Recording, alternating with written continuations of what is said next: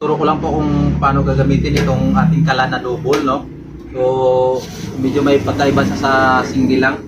So, ang double, dalawa yung lagaya patakan ng langis. Dito, patakan ng langis para dito sa kabila. So, yung on-off ng langis ay ganito lang. On-off, no? Tapos dito sa kabila din yung isa. Ito, yung para dito siya. So, ang blower niya, ito. Nag-iisang blower lang. Kung halimbawa ito yung gagamitin natin, ito lang yung on niya. On. Tapos kung halimbawang isa lang yung gagamitin natin, ito lang yung din yung on niya. So pwede natin siyang gamitin dalawa magkasabay. So ipo-pull natin yung blower, dito lang tayo mag-a-adjust ng hangin sa apoy. Dito lang sa dalawa kahit naka-pull yung blower, di ba? So ngayon, ang ating kalan ay kailangan ng maintenance. So once na magamit natin siya, medyo magarumi talaga yan dyan sa loob, yung mga tutong ng langis, no? Kasi nga langis nga yung ginagamit natin, marumi talaga. So ang gagawin natin, ganito lang. Pag mag-maintenance tayo, tanggalin natin yung hose ng langis. Yan. Tanggalin natin to para hindi siya mahirap. Tanggalin natin yung blower. Tanggal siya. So ngayon, kasi nga kailangan natin ng linisan sa loob. Ang gagawin natin ay ganito. Magkuha tayo ng matigas na bagay, no? Kagaya nitong bakal. Tingnan natin sa loob. Para matanggal yung mga tutong-tutong sa loob. So ngayon, bago natin siya itaob, kasi kailangan talaga natin siyang itaob para malaglag yung mga tutong doon.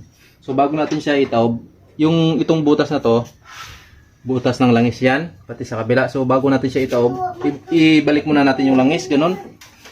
Ganyan, ibalik natin yung langis dyan, hanggang sa maubos yung langis. Para bago natin siya itaob, itutuyo.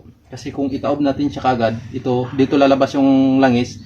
So hindi malalaglag yung tutong kasi nga basa siya ng langis. So ganun lang yung pag-maintenance ng ating kalan na double, no? So pag-maintenance tayo nito, depende sa paggamit. Minsan pag medyo lagi natin ginagamit, mga tag-3 araw. So ang pag-maintenance naman nito ay hindi naman talaga sinasabing lagi. Minsan po isang linggo, isang beses lang, depende sa paggamit. So ngayon, kasi na-maintenance na natin, ibabalik natin siya. Ayan. So ito nga, matatanggal ito para hindi siya mahirap pag linis, hindi siya mahirap. So sinasadya ko itong tatanggalin. Ayan, pati sa kabila matanggal din. So ngayon, try na natin, no? Kung gagana siya. So ito nga pala yung tangke niya. Tangke ng langis, so may laman na siya, no? Kahit saan lang natin siya isabit, pwede. Ayan. So subukan natin. Ito yung ginagamit na pangpalingas. So mag-send lang kami ng picture kung paano siya gagawin, no? Langis din po ito.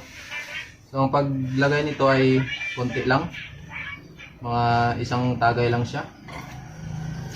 Kabila. So ipagsabay na lang natin para nalaman natin kung gagana siya na sabay, no?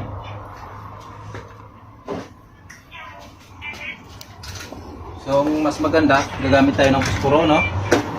So i-on natin yung blower. I-on natin ang naka-full siya. Full talaga siya, so wala pa siyang hangin. Dito tayo mag-a-adjust kasi pag ganito naka-off siya. Pag ganoon naka-open, so konti lang. Pwede natin sindihan yung isa. Kasi kailangan may pressure muna siya ng konti bago natin siya sindihan, no? Ayan, meron na. So kabila na naman.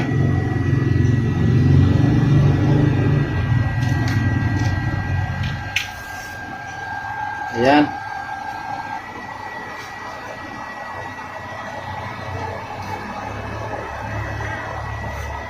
So antayin lang natin na lalakas yung apoy bago natin palakasan yung blower. Saka bago natin papatakan ng langis. So ang langis, hindi pa natin siya pwedeng ipapatak kasi nga maglalagay dito sa loob.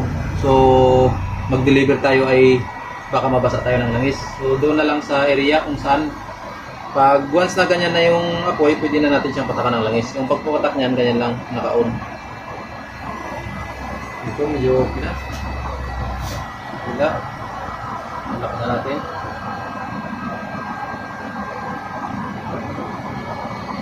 Yan.